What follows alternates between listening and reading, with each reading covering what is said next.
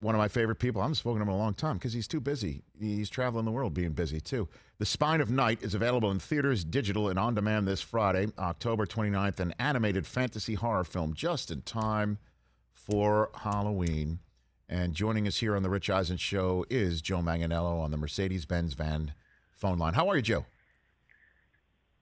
I'm doing well. I just caught the tail end of that. So, my last high school football game was against Montana's high school, and you were there to witness. I wonder if this is what you're talking about. Yes, what was? To witness my touchdown catch from Joe Montana. We just played that moment from one of your many previous appearances on the show, getting ready for you to call in right now. Are you in Ireland still right now, Joe? Are you still over there? Yeah, I'm in Dublin, Ireland. Hence my inability to watch the clip.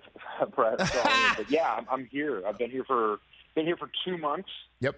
And I've got another month or two left in my tour of duty. Okay. So are you staying up till all ends of the night sometimes watching the Steelers? The Steelers and Seahawks. That game probably was going on around 2 a.m. your time, right? Did you catch that one? You stay up? That was, except my wife, Sofia, came to visit me. I'm over here shooting a new AMC sci-fi series called Moonhaven. Mm-hmm. She came over to visit me, and I took her into the wild highlands of West Cork. And while we were there, I couldn't watch it. But the NFL this year really got it together with this Game Pass system. Yes. And I knew that as soon as I woke up, if I just ignored all semblance of culture, my phone, that I could watch the game in peace without commercials the next day. But I'm on a thread with a bunch of old Pittsburgh Steelers fans, so of course I woke up and had 54 messages and just had to sift through them all. Oh, so here you are, you're away, your wife's coming over, and you're in this beautiful spot on planet Earth, and you still game passed it when you woke up in the morning, Joe? That actually happened? Of course. Look at you. Of course. You're committed. Of course. You're committed. Yeah, of course. This is how it. Yeah. This is the life when you're born into Pittsburgh, Rich. # here we go. So what do you think? What do you make of your team? 6 games in, 7 weeks, so on and so forth, coming off the bye. What do you think, Joe? Look, here's the thing. And this is a similar situation that we found ourselves in early this season to what happened last season towards about 3/4 of the way through. What happens is that once you have enough starters missing on defense, you have enough injuries. Last year I was confident if we took the field with that defense healthy, we could be in any game we wanted to be in. And once you start losing all those pieces, last year Devin Bush went down, Bud Dupree went down, we started having injuries in the secondary.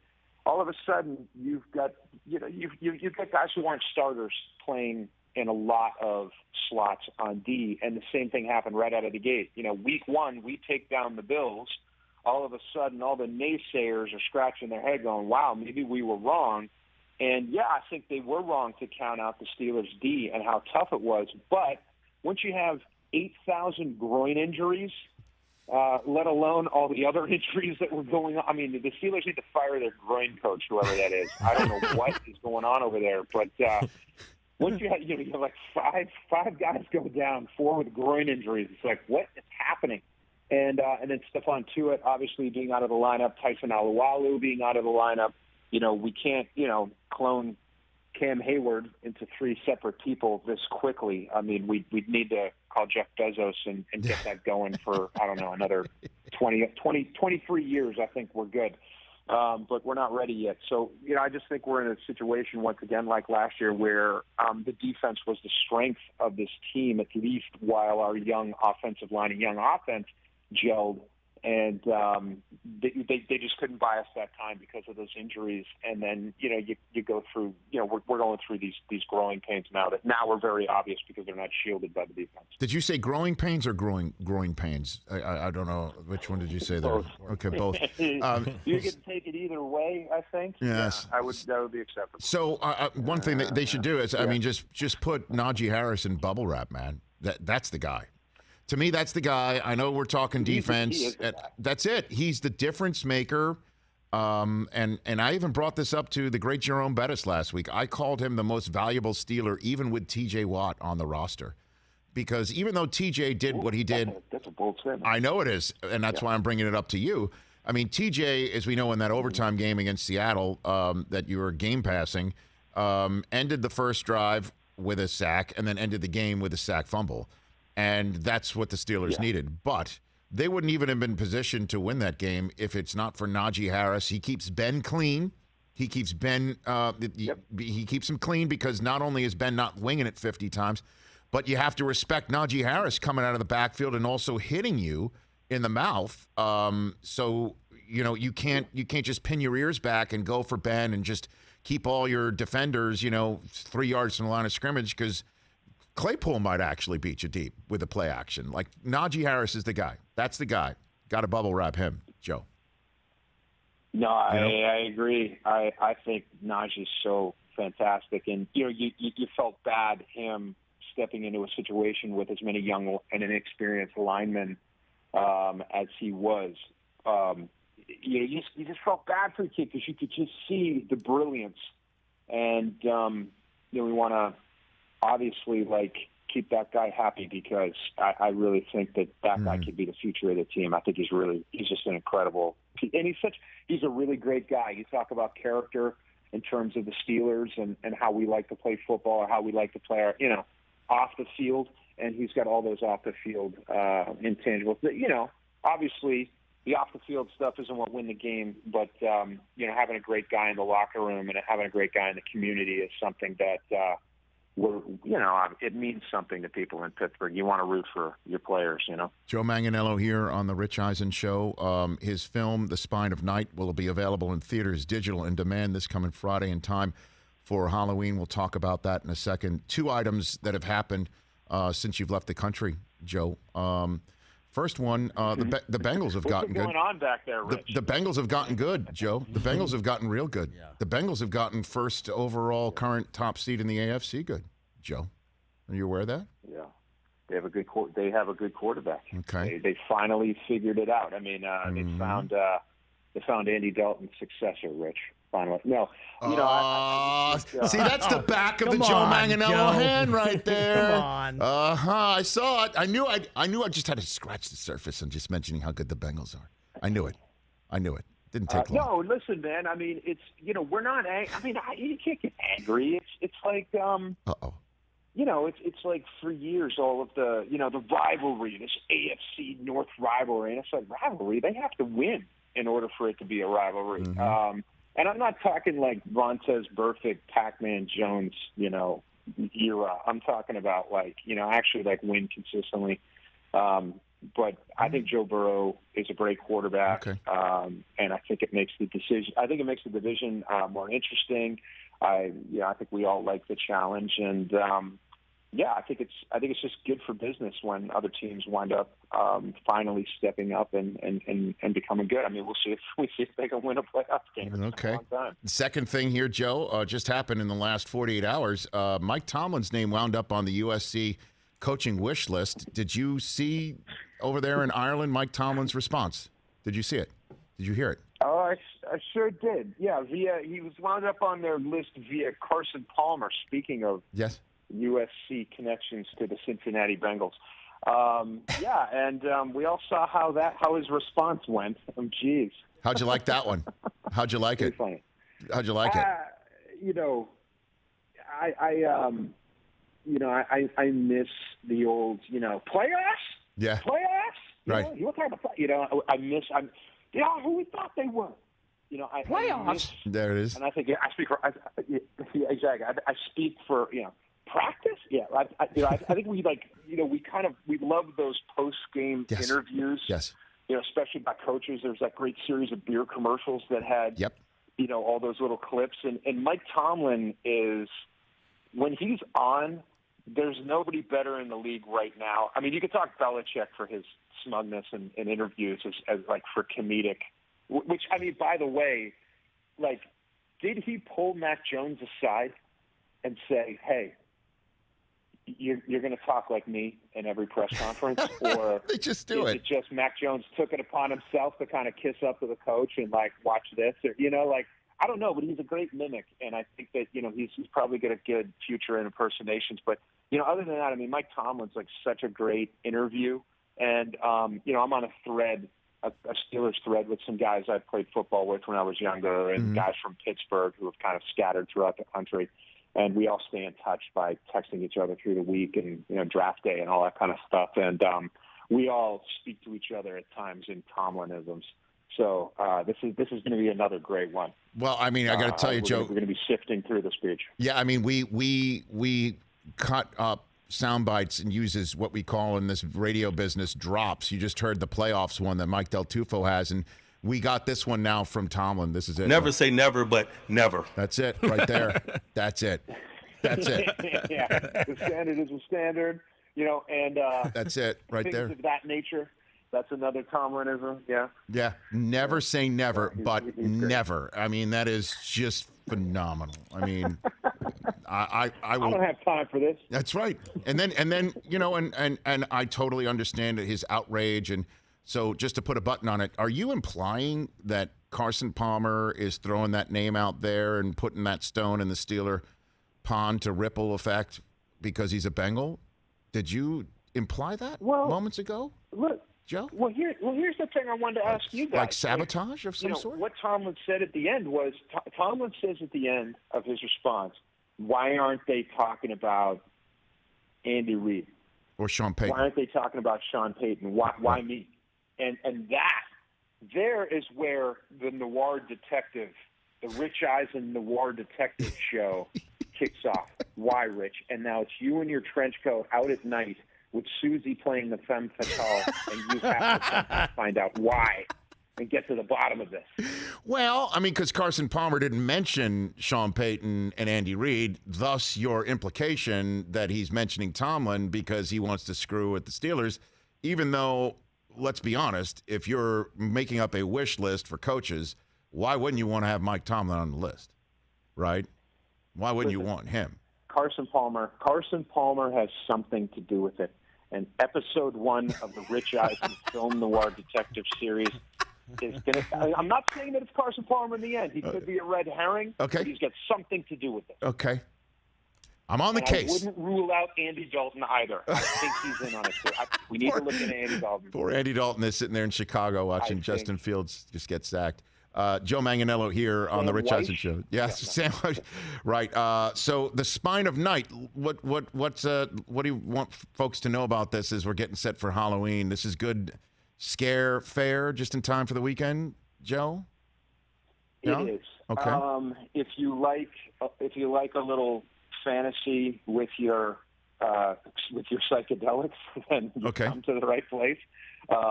It's a psychedelic rotoscoped, and for people that don't know what rotoscope animation is, it was a very short-lived kind of animation style in which they would film real actors and then painstakingly hand paint over each frame. So Ralph Bakshi with Fire and Ice Wizards, the old Lord of the Rings, Frank Frazetta, it's like heavy metal for people that like the old heavy metal movies.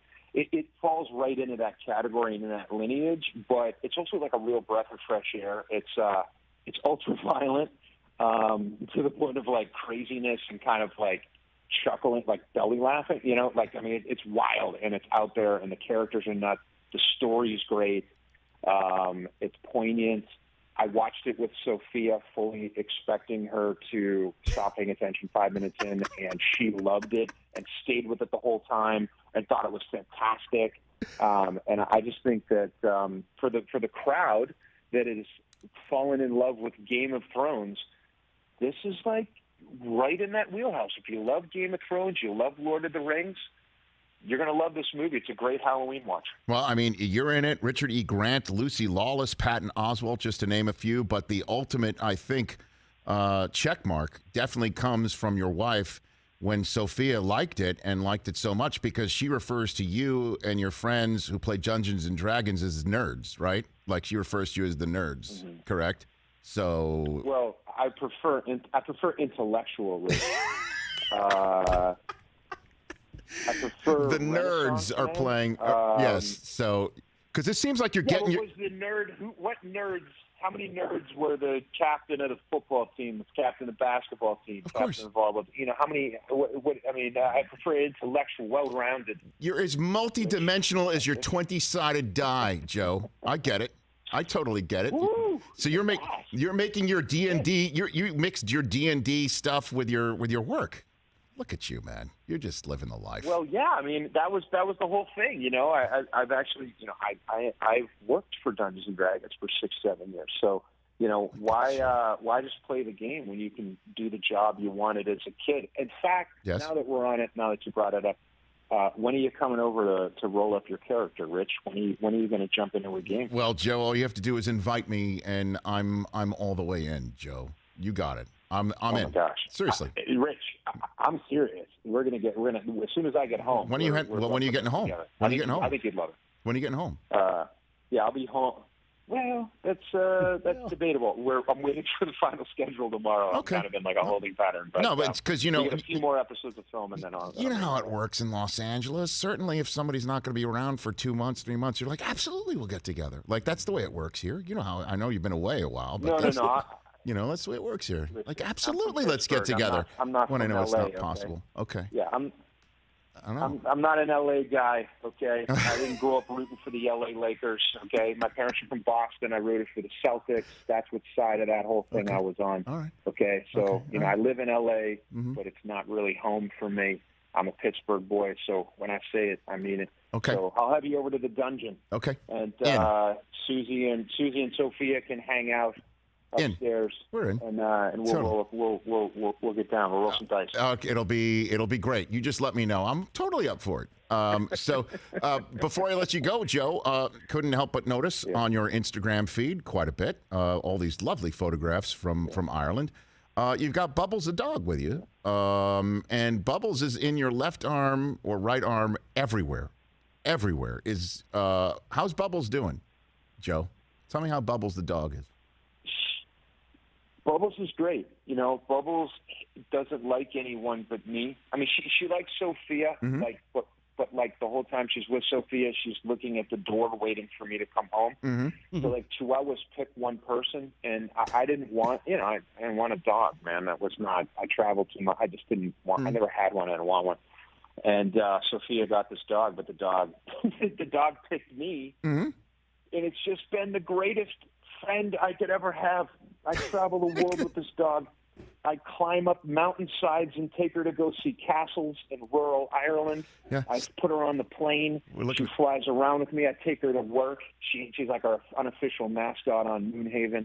I mean, I love this thing. It's the best. She comes to the gym with me. She sits in my gym bag. She takes a nap, kind of watches me work out. We're seeing her look at a steak that's sliced up, and each slice is bigger than the dog, Joe. Like, literally, the dog is the size of a football.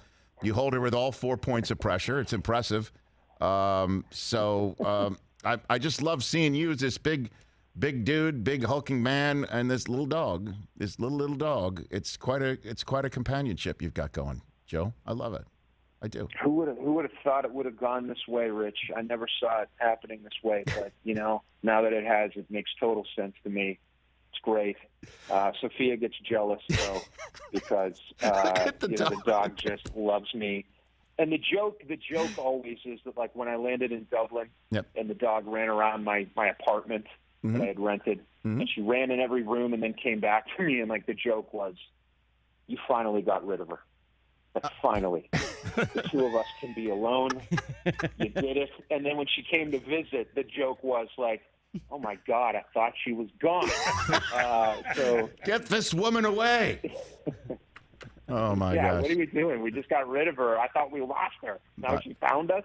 Get rid of her. Right. Actually, I think I mean, it is amazing, certainly since we have an exclusive Mike Del Tufo, an exclusive soundbite of what Joe said when you first got Bubbles, right? You hit. Never say never, but never. And then now look at you now. Look at you now, Look at you now, Joe. Seriously. That was it. So, I mean, if you're trying to insinuate that Mike Tomlin is secretly vying for the USC job with clip, and that metaphor. No. I don't know if that's going to hold water. But I am it not. definitely was true for me. Joe, never say never, but I never want a dog. I got it. I love it. I know that. And just to put a button on this whole conversation, because I'm sure you're not terribly attuned to the Rich Eisen Show over there in Ireland, despite being a fan, I'm sure.